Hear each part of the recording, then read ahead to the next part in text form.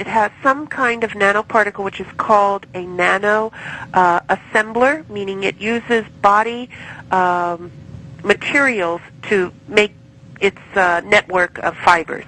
Okay. And I compared it to, we had a sample of a meteorite, which was supposed to be from Mars, I believe, and that meteorite did not match the composition of what the fibers were. It was like someone who had Morgellons touched the meteorite and gave Morgellons to the meteorite, and the fiber, the nanoarrays used the building materials of what it was associated with, which was on that meteorite. So it's kind of like a parasite then.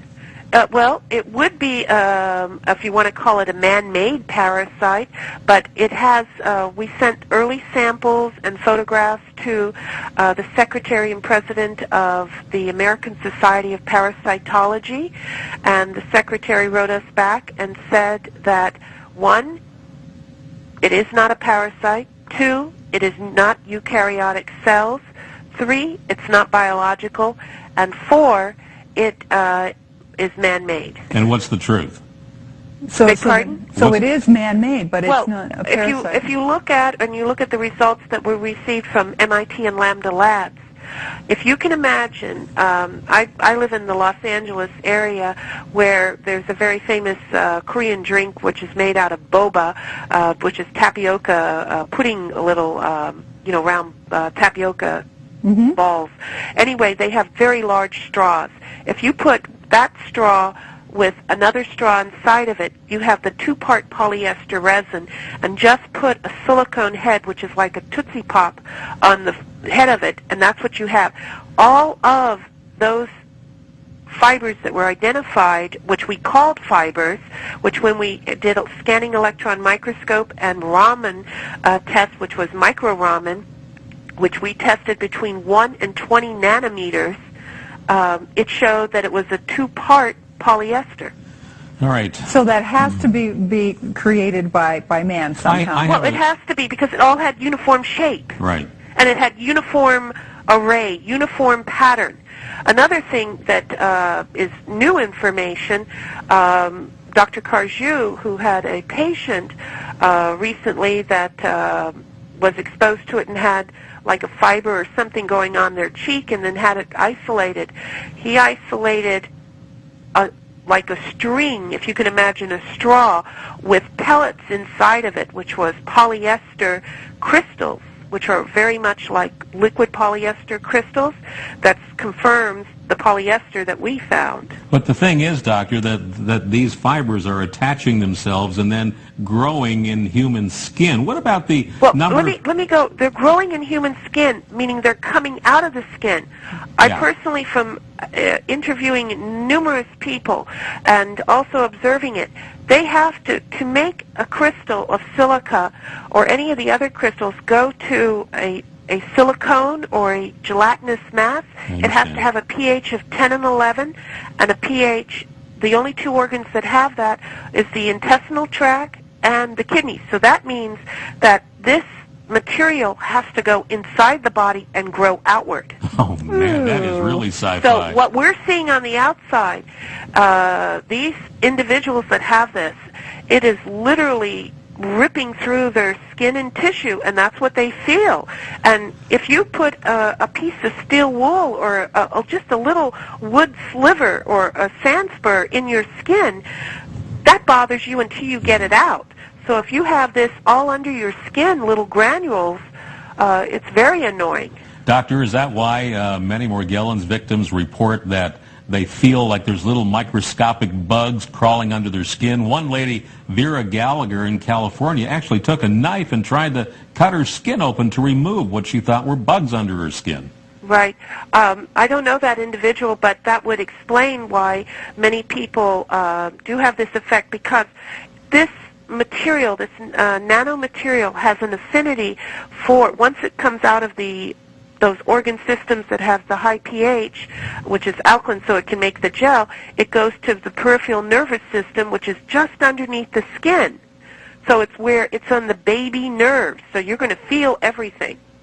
Oh, those poor people. So now the other thing is these people, they have these real symptoms. They are scratching. Their skin looks... They're real symptoms. Let me interrupt you, Kate. Meaning we have a questionnaire that Dr. Spencer and I use. There's 167 symptoms. And when we get a patient, they're lacking only 3 of those symptoms. But all of the patients that we've seen, they continually have basically all of the symptoms.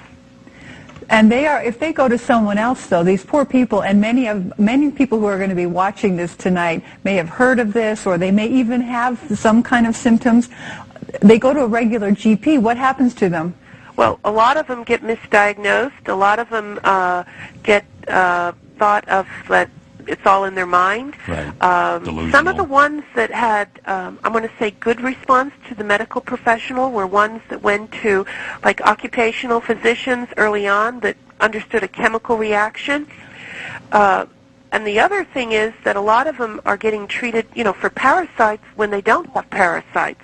And sometimes these medications work with the individual or appear to be working is because these medications are made up of high metals with charges, valence charges, that interact with those transitional metals.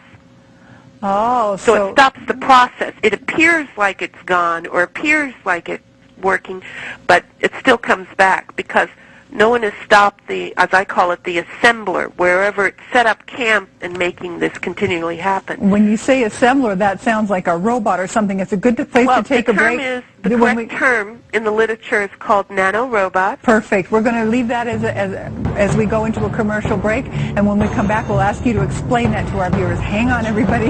Dr. Hildy will be right back. Getting itchy.